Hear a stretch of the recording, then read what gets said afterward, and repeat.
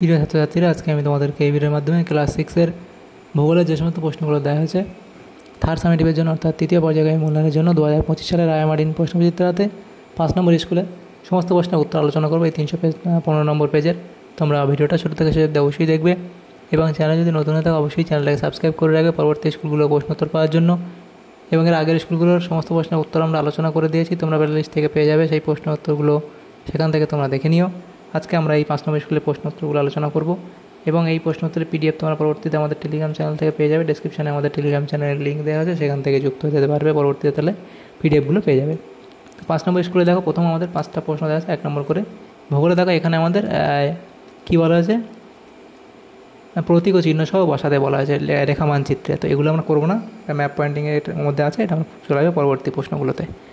2 দাগের প্রশ্ন বলা আছে কি, সঠিক উত্তরটি নির্বাচন করে লেখো। 1.1 110 ডেসিবেল শব্দের তীব্রতা হয়, এটা হবে কোনটা? অপশান বি হবে সঠিক উত্তর, অর্থাৎ বজ্রপাত। তাহলে এখানে অপশান বি হবে সঠিক উত্তর, বজ্রপাত। এরপরের প্রশ্ন দেখো, ঘরের মধ্যে সবচেয়ে বেশি দূষণ হয় আবর্জনা, রং, ধূমপান নাকি ধূপকাঠি থেকে? দেখো এখানে তোমরা অপশান ডিটাই লিখতে পারো, কারণ ঘরের মধ্যে ধূপকাঠি জ্বালানো হয়, কিন্তু ঘরের মধ্যে ধূমপান তো দেখো এটা অনেকে করে অনেকে করে না, তো সেজন্য মনে হয় এটা ডিটা সঠিক উত্তর হবে। তো অবশ্যই তোমরা এটা একবার তোমাদের ক্লাস টিচার থেকে জেনে নিও। এরপরের প্রশ্ন কি, বায়ুর গতিবেগ মাপার যন্ত্র হলো অ্যানিমোমিটার, অপশান সি। এরপরের প্রশ্ন কি, সূর্যোদয়ের আগের সময়কে বলা হয় উষা, অর্থাৎ অপশান সি। এরপরে কি বলা হয়েছে দেখো, নিরক্ষরেখার সমান্তরালে পূর্ব পশ্চিমে অঙ্কিত কাল্পনিক রেখাগুলি হলো অক্ষরেখা, অপশান এ। এরপরে আছে মানচিত্রে দূরত্ব 5 সেন্টিমিটার, তারপর দেখো এখানে বাস্তব দূরত্ব 25 কিমি হলে স্কেল হবে, তাহলে কত হবে? এটা অপশান এ। এরপরে প্রশ্ন কি, হিমাচল প্রদেশের ভাষা হলো এটা হবে হিমাচল প্রদেশের ভাষা হলো কিন্নরি। এরপরে গম চাষের জন্য লিখবে 50 থেকে 100 সেন্টিমিটার 100 সেমি বৃষ্টিপাতের প্রয়োজন হয়। এরপরে প্রশ্ন, মাজুলি দ্বীপটি ব্রহ্মপুত্র নদের মধ্যে অবস্থিত। এরপরের প্রশ্ন, হিমালয়ের সমান্তরাল পর্বতশ্রেণী নয়, তাহলে এটা হবে সহ্যাদ্রি, অপশান বি। এরপরে একটি বিষাক্ত গ্যাস হলো কার্বন মনোঅক্সাইড। এরপরে ভারতবর্ষের জলবায়ু উষ্ণ ও আর্দ্র, ভারতবর্ষের জলবায়ু উষ্ণ ও আর্দ্র। আন্তর্জাতিক তারিখরেখা কল্পনা করা হয়েছে প্রশান্ত মহাসাগরের ওপর দিয়ে। পৃথিবীর কক্ষতলের সঙ্গে 64.12 ডিগ্রি কোণ করে অবস্থান করে।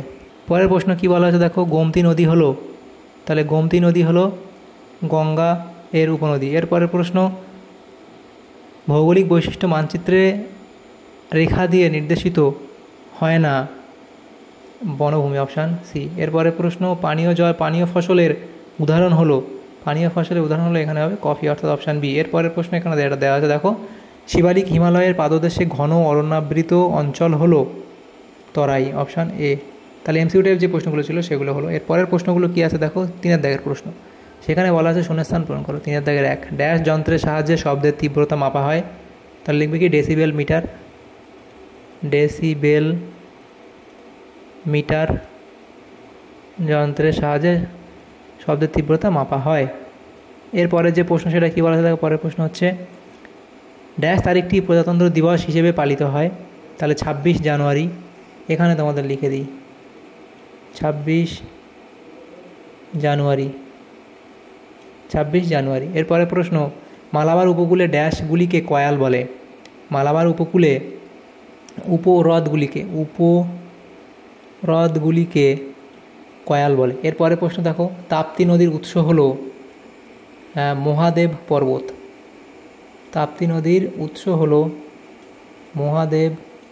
পর্বত। এরপরের প্রশ্ন কি, প্রতি বছর ড্যাশ এপ্রিলে ধরিত্রী দিবস পালন করা হয়, তাহলে হবে প্রতি বছর 22 এপ্রিলে ধরিত্রী দিবস পালন করা হয়। এরপরে 4 দাগের প্রশ্নগুলো দেখো আছে। প্রথম প্রশ্ন কি, পৃথিবীর উত্তর মেরু থেকে দক্ষিণ মেরু পর্যন্ত অর্ধেক বৃত্তরেখাগুলিকে কী বলে? দ্রাঘিমা রেখা বলে। এরপরে প্রশ্ন কি, পৃথিবীর আবর্তনের ফলে আমরা ছিটকে যাচ্ছি না কেন? সেটা লিখবে। এরপরে পৃথিবীর মোট জলভাণ্ডারের নাম কি? বায়ুমণ্ডল। এরপরে বায়ুর আর্দ্রতা কি? সেটা লিখবে। এরপরে ম্যাপ শব্দটির উৎপত্তি কোন ভাষা থেকে এসছে? ল্যাটিন ভাষা থেকে। পশ্চিমঘাট পর্বতের আরেক নাম কি? সহ্যাদ্রি পর্বত। হিমালয় কথাটির অর্থ কি? বরফের গৃহ। এরপরের প্রশ্ন কি বলা আছে দেখো 5 দাগে, নিচের প্রশ্নগুলির সংক্ষিপ্ত উত্তর দাও। প্রথম প্রশ্ন, দ্রাঘিমা রেখার দুটি বৈশিষ্ট্য লেখো।